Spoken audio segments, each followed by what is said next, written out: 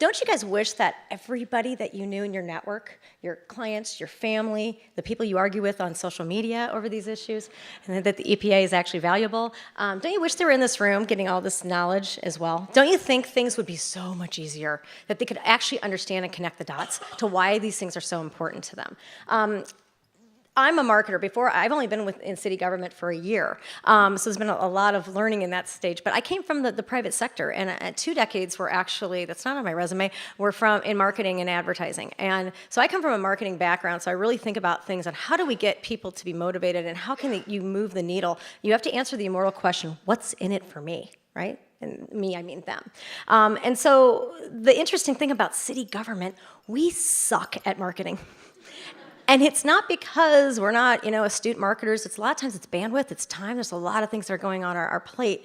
But the interesting thing about the city of Burbank, we actually, we're a self-sustaining city. This is the coolest thing about it. I know we're in Southern California, but I got to tell you, we actually own a lot of our own infrastructure. So for someone in my position that has to move the needle on diversion, it's really amazing to be able to have kind of a lot of control and autonomy over the things that are going to impact how you get there.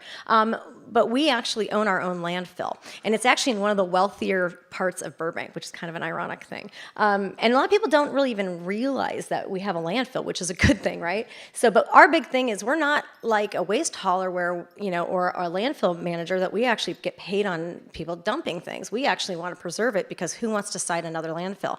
And so we have a real incentive there. The other thing that Burbank did, 35 years ago, we built our own MRF. It's a public-private partnership, so we have a company called Burtech that runs it. But we also added an educational piece. We do tours, and we have an educational center. So we do a lot of, outreach to Cub Scouts and schools and adult education. So as a marketer, I'm finding, I know that the best way to get into the public's head is direct one-on-one talks. And so that is a challenge, though, because when you have a lot of things going on and maybe sometimes we advertise, it's hard to get that message out because there's so many materials. I mean, the thousands and thousands of materials and the complex packaging and all the things that we have going on, it's really, really a challenge. And so we wanted to create a program. We actually didn't create it. We actually modeled it from a program, I believe it was in Seattle. I apologize if I don't have the right city. It's before my time. But we created this thing called the Master Recycler Program.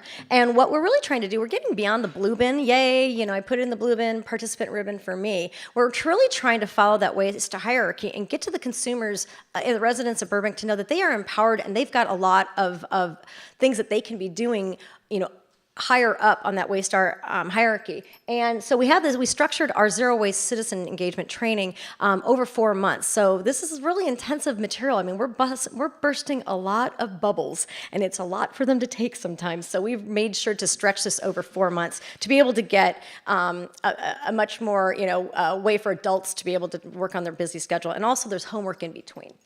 All right, but the big thing is, again, getting to the top of that waste hierarchy, you got to understand the materials, economy. And it is, if anybody's ever saw the story of stuff, we start off with the story of stuff and a waste audit. That gets them really thinking about these footprints, but really to look at what are we doing with these materials, because they're all resources. They're resources when we're consuming them, but they also come in a resource when we dispose of them.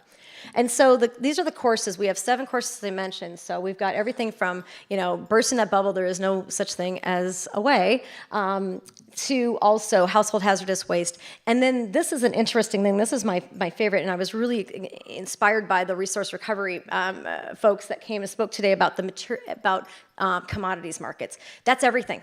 We can put the stuff in the blue bin, yay for us, but if we do not understand and we're not helping the process for recycling to be profitable, we are going to be in some serious troubles in the future. And we also talk about business, because business is a driver. We always think that business hates these things. But honestly, when you look at it from a shareholder, I think someone mentioned as you sow before. What does as you sow do? They actually buy into companies, and they become stakeholder activists and ask them about their risk mitigation for sustainability. So it's actually very relevant. So we actually take our students and they look at corporate social responsibility reports from Fortune 500 companies. Now, why would we do that? It's because we're empowering them to be able to really understand what they can do. They can write on social media and engage with these companies in language that is actually more productive rather than, which doesn't always work.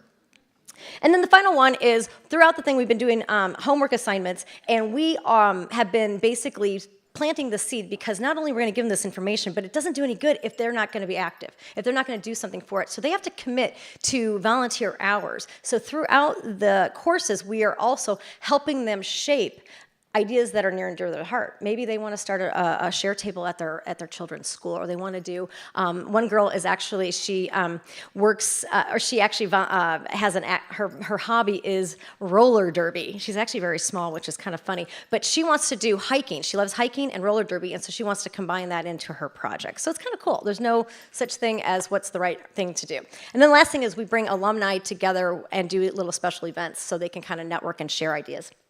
So as I said, we did a waste audit, but really, again, it's creating these opportunities for them to do it. There's no right way to work on it. But then what's in it for the City of Burbank? This is a lot of time and energy. And so what we're doing is, because you've been hearing a lot about food diversion today, and so what we're doing is taking part of those volunteer hours they've committed to do a project for us, doing a direct outreach. And so we've divided and conquered the city into waste zones. We've assigned people that. We've looked at restaurants. They've identified restaurants, and they're going to go out and do 5 direct outreach as organics ambassadors to encourage the restaurants, not from a where's your bin and what's your program. It's more like, hey, have you heard about this problem with organics in our landfill? And so it's going to be more of a positive, teachable moment in getting them excited about it, because it's also their customers asking them. I thought this was a little bit more effective, right?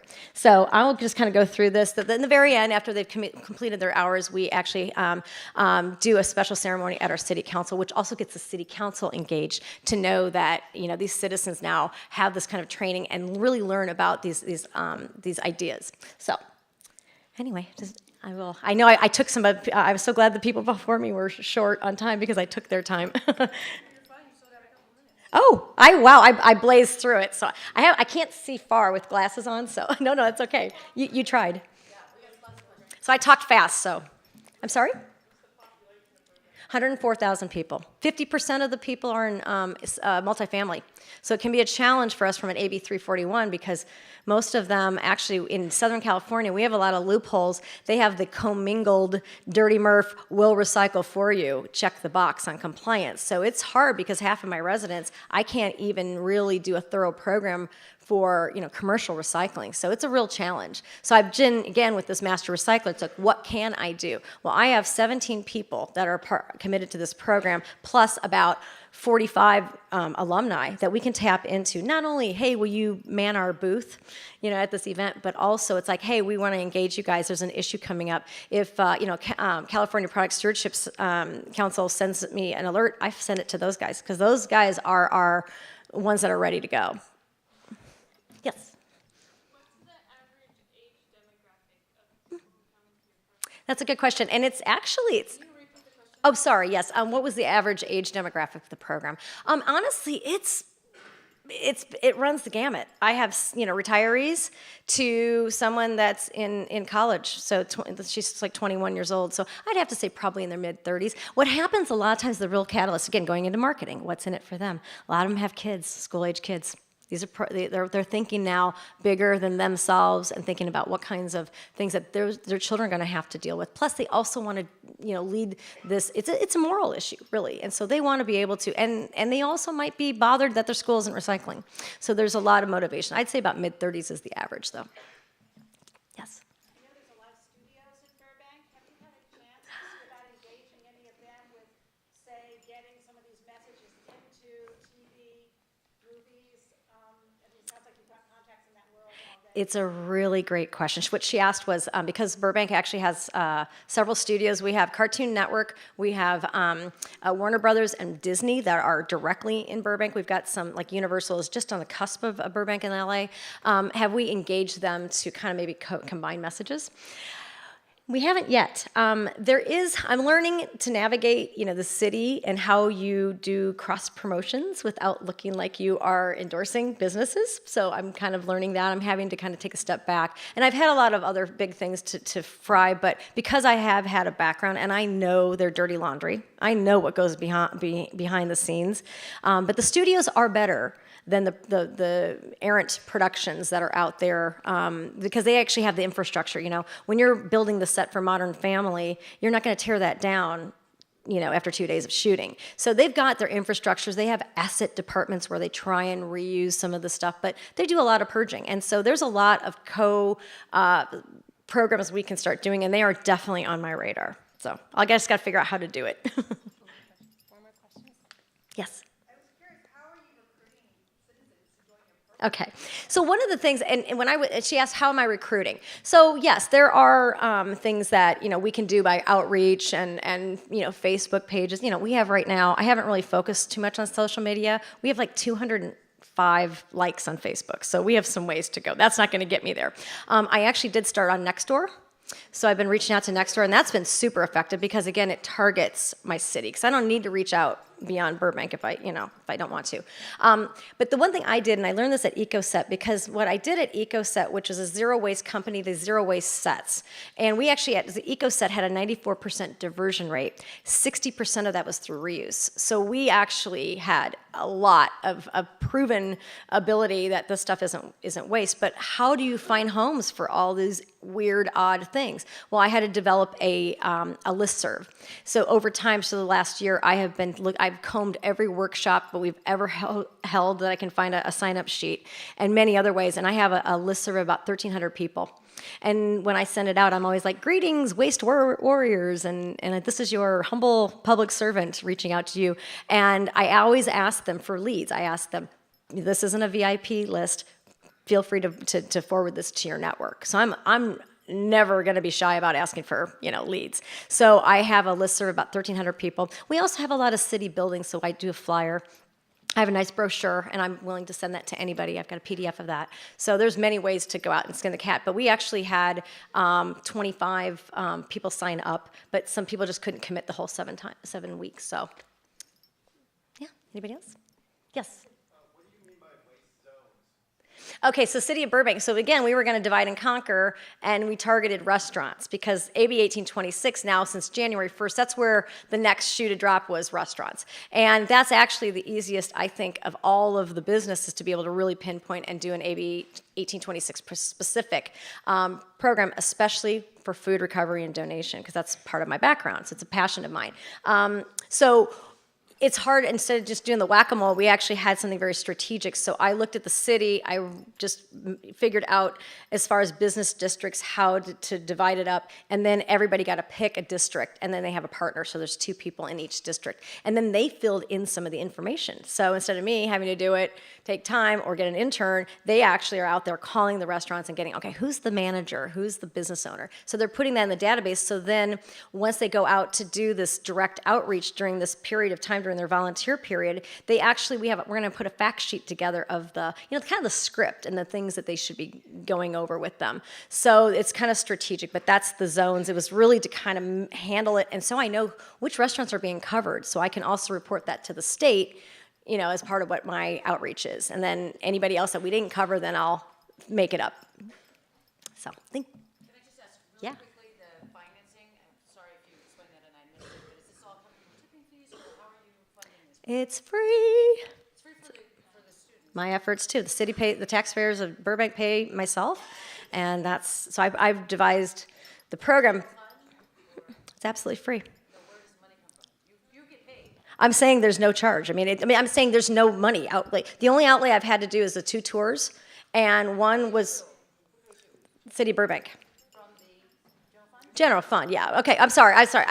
But that's not my role. I handle everything as recycling. This happens elsewhere, that's why I wanted to Yeah. see other cities might be interested in doing it. How do you make it free?